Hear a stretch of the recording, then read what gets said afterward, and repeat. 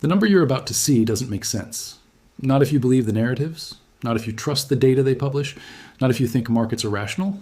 $89.47 per ounce. That's where silver closed Friday, down from $91. The headlines said profit-taking. The analysts called it healthy consolidation. The algorithms labeled it a technical correction. They're lying to you. Not because they're trying to deceive you, because they don't know what's happening. The analysts on CNBC are reading the same Bloomberg terminal you are. They're looking at price charts. They're quoting the same inventory reports. They're repeating the same narratives that worked last month. But what's happening right now isn't on any Bloomberg terminal. It's not in any inventory report. And the narratives that worked last month are about to shatter against a physical reality that cannot be talked away. I am Ken Au. Welcome to the Vault. Today, we expose the refinery blackout strangling global supply. And by the end, you'll see the exact 6-week path to $100 silver. Something happened last Tuesday that didn't make the evening news, didn't trend on financial Twitter, didn't warrant a CNBC alert. A refinery in Belgium halted orders, just stopped taking new contracts. No explanation, no press release, just a quiet internal memo to their largest clients. The reason they gave was maintenance, routine maintenance, scheduled maintenance. The problem with that story is simple. This refinery scheduled this same maintenance window for April, not January. April. They moved it up by 3 months without warning, without precedent in their 47-year operating history. Let me be specific about what that means. This isn't some small regional operation.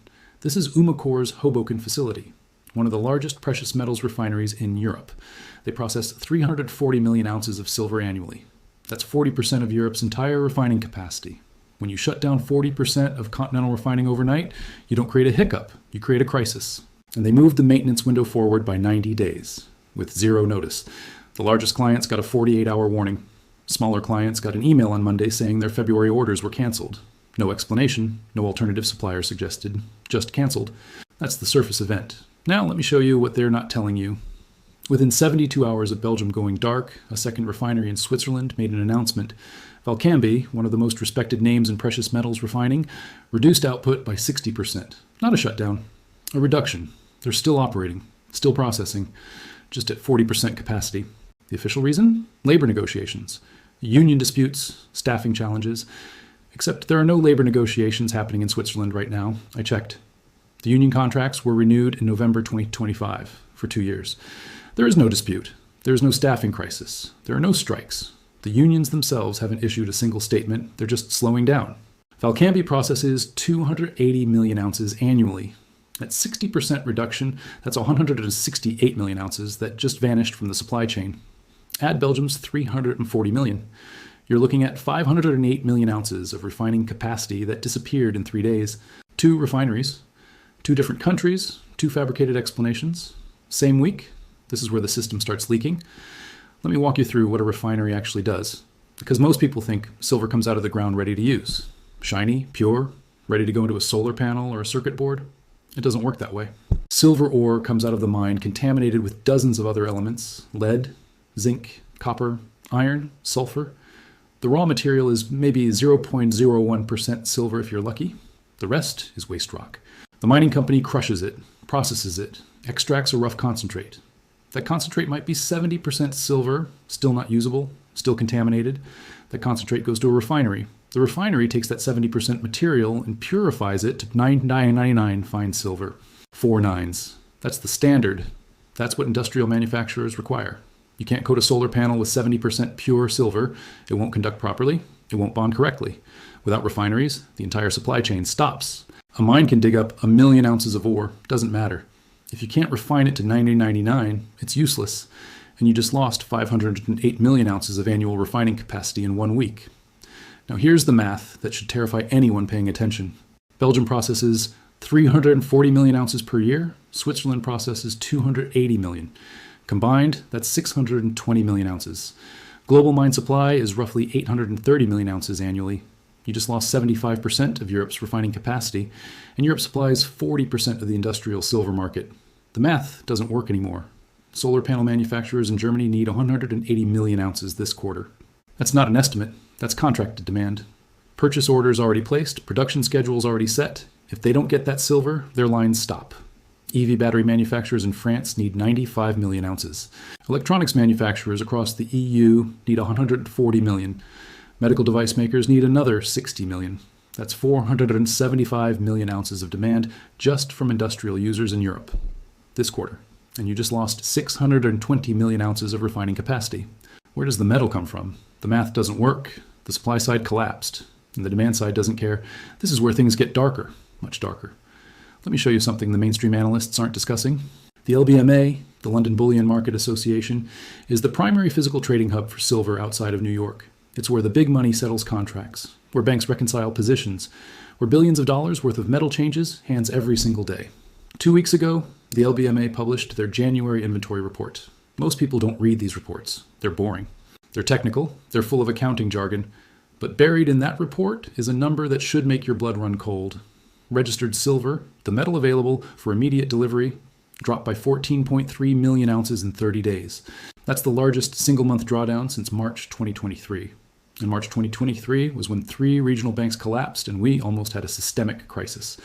14.3 million ounces in 30 days. But here's what makes it disturbing. Eligible silver, the metal sitting in vaults, but not earmarked for delivery, increased by 6.2 million ounces during that same period. Think about what that means. Metal is moving into London, just not into the registered category. It's being tucked away, reclassified, made unavailable. Someone is hoarding. Now let me connect the dots. Belgium halts refining on Tuesday. Within 72 hours, LBMA registered inventory drops by 4.2 million ounces. Coincidence? Maybe. Switzerland reduces output on Friday. Over the weekend, another 3.7 million ounces disappears from registered. Still a coincidence? Canada announces delays on Thursday. By Monday, 6.4 million ounces has been reclassified from registered to eligible. That's 14.3 million ounces, moving in perfect synchronization with refinery shutdowns. 3 separate reclassifications, 3 separate inventory movements, all happening within days of each refinery announcement. Someone knew, someone saw these shutdowns coming and started repositioning metal ahead of time. They moved it into vaults. They classified it as eligible instead of registered. They made it unavailable to the market, right as the market would need it most. This move was prepared. Let me show you who benefits from this.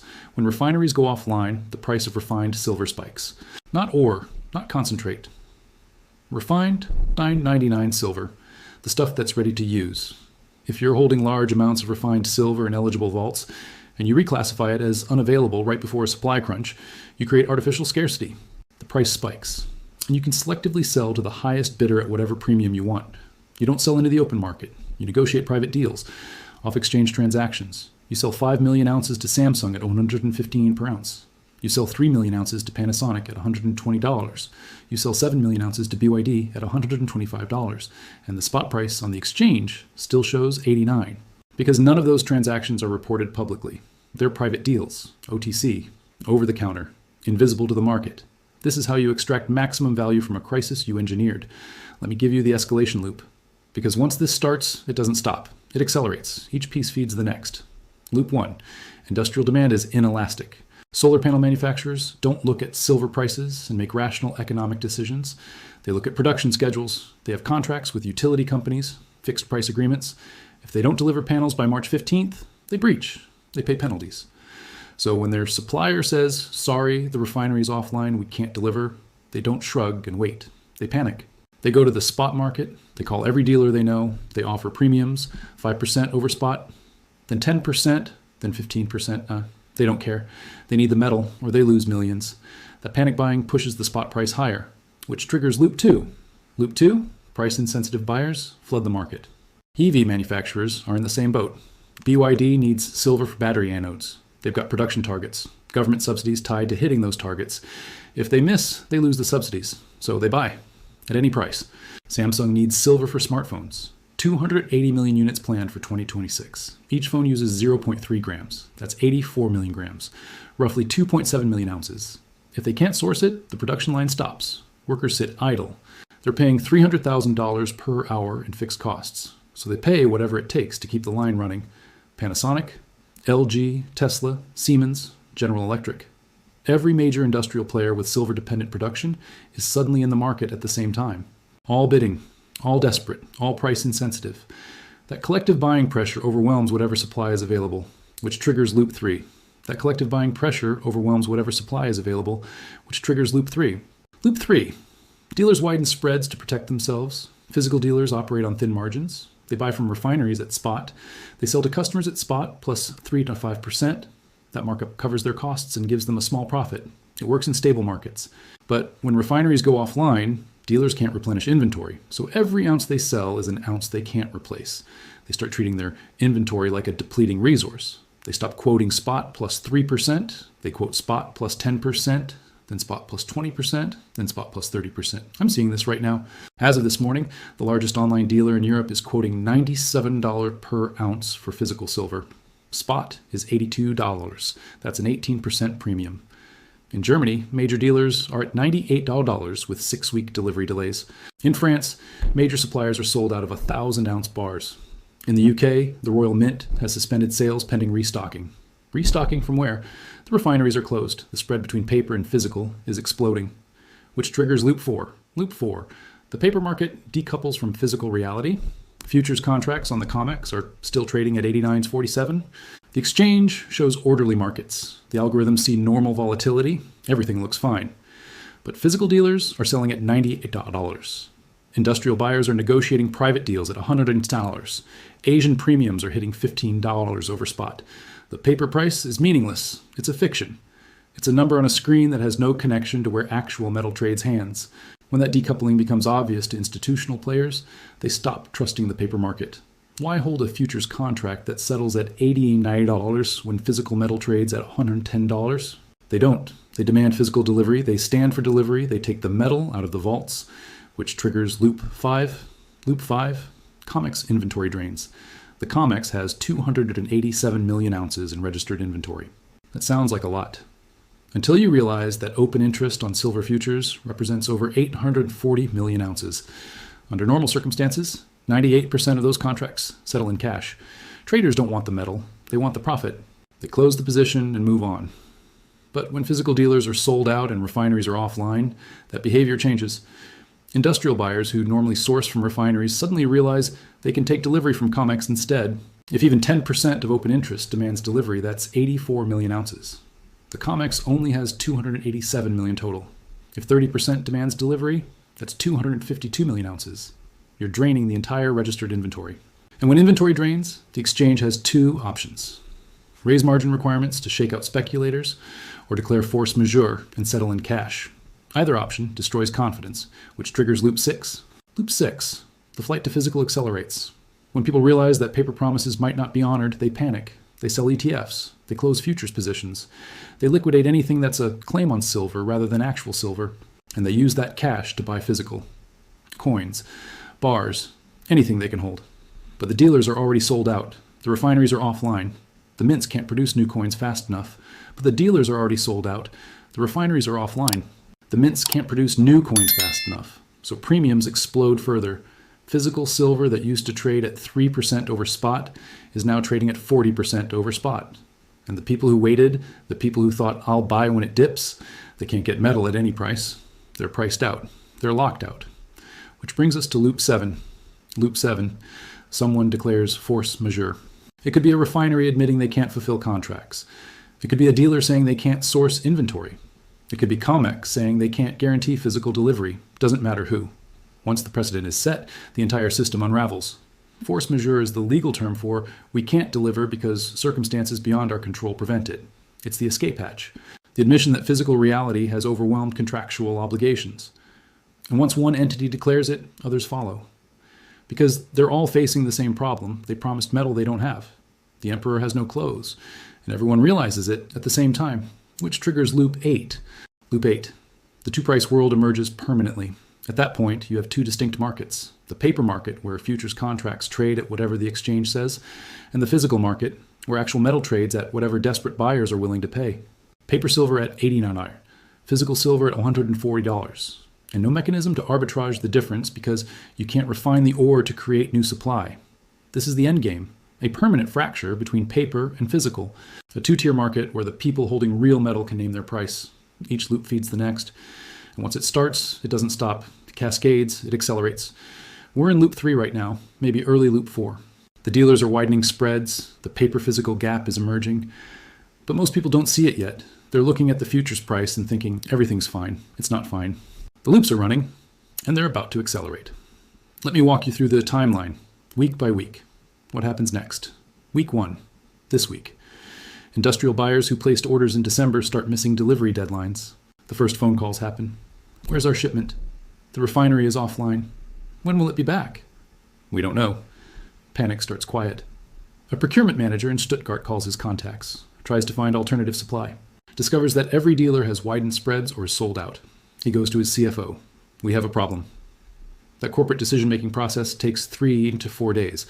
By Thursday, those industrial buyers are in the spot market, bidding up premiums, offering $95, then $98, then $102. The paper price on COMEX is still showing $89, but physical metal isn't available at $89 anymore. The spread hits $10, then $12, then $15. COMEX inventory drops by 8 million ounces in 3 days. Week 2. The refinery delays extend. Belgium announces another 2 weeks. Switzerland says indefinite. The temporary maintenance is now looking permanent. Industrial buyers who thought they could wait are now in full panic. Samsung, LG, Panasonic, BYD, all of them simultaneously trying to secure 6-month inventory buffers. They're not buying spot anymore. They're trying to lock in supply through 2026. They're offering forward premiums. Contracts for delivery in May, June, July at $110, $115, $120. Those forward prices signal to the market that the shortage isn't temporary, it's structural. COMEX inventory drops another 12 million ounces. Registered silver is now at 267 million. Physical premiums hit $18 over spot. Dealers in Germany are quoting $105 when COMEX shows $85. The decoupling is undeniable. Week 3. The first contract gets cash settled instead of physically delivered. An industrial buyer in France has a contract for 2 million ounces. Delivery date, February 5th. On February 4th, the dealer calls, "We can't source the metal. We'll settle in cash at spot plus 10%. The buyer is furious. They don't want cash, they want metal. The dealer says, "Take the cash settlement or take nothing." Word spreads. If the LBMA is cash settling contracts, no paper promise is safe. Capital starts rotating out of SLV into PSLV. SLV loses 800 million in a week. Physical premiums hit $28 over spot. COMEX registered inventory is down to 249 million ounces. Week 4. COMEX raises margin requirements. 25% increase overnight. They're trying to shake out speculators. It doesn't work. The speculators are already gone. What's left is industrial demand and physical buyers. The margin hike triggers stop losses on paper longs. The price dips $4 in a single day, from $90 to $88. But physical premiums don't drop. Physical is still trading at 160. The decoupling is complete. And then the first force majeure declaration happens. Week 5. A mid-sized dealer in Switzerland declares they cannot fulfill outstanding contracts. Force majeure. They offer cash settlement at spot plus 15%. One force majeure leads to another. A dealer in Germany, another in France, all declaring they can't deliver. The precedent is set. Physical premiums hit $35 over spot. But spot is meaningless now. The COMEX price is $88. Physical metal trades at $123. The people who waited are now locked out. They can't get metal. Not at any reasonable price. Week 6. COMEX inventory drops below 200 million ounces. The ratio of claims to metal is now 5 to 1. 5 ounces promised for every ounce that exists. The exchange issues a statement. In the event that physical delivery cannot be accommodated, COMEX reserves the right to implement cash settlement. That's the nuclear option, the admission that they can't guarantee delivery. The paper price crashes to $74. Physical premiums explode to $48 over spot. Physical is now trading at $120, while paper trades at $74. The two-price world is permanent now. Now let me show you the final piece that no one is connecting. China hasn't said a word about this refinery crisis. Not one official statement, not one state media article. They're silent. Why? Because they're the ones buying. While European refineries go dark, Chinese refineries are running at a 112% capacity. Overtime, shifts, holiday production. They're processing every ounce they can get. And where's that silver coming from? The LBMA, the COMEX, private dealers. China is draining Western vaults while Western refineries create the excuse for why metal isn't available. This isn't a supply shock. It's a supply transfer. From west to east, from available to locked away, from market to state control. Someone knew this was coming, and they positioned for it. Let me give you the open-ended warning. If this continues, the price won't be the real problem. The real problem will be availability.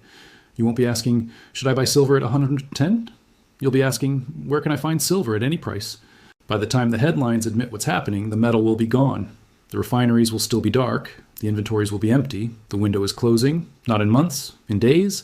And when it closes, the market will discover something that the banks have hidden for decades. There is far less physical silver than the paper market promised. The system is built on a lie, and that lie is about to be exposed, not by activists, not by regulators, by physics, by simple math. The refineries will stay dark. The inventories will drain.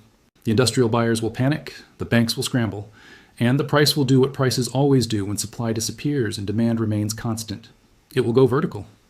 By the time the mainstream media covers this story, it will already be too late. The metal will be locked up. The premiums will be insurmountable.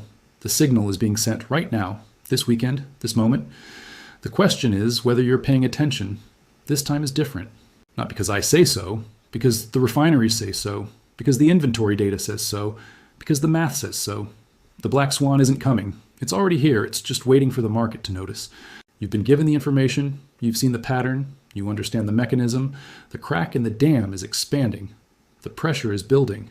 And the break is closer than anyone thinks. If this continues, the price won't be the problem. Availability will be. And by the time the headlines admit it, it will already be too late.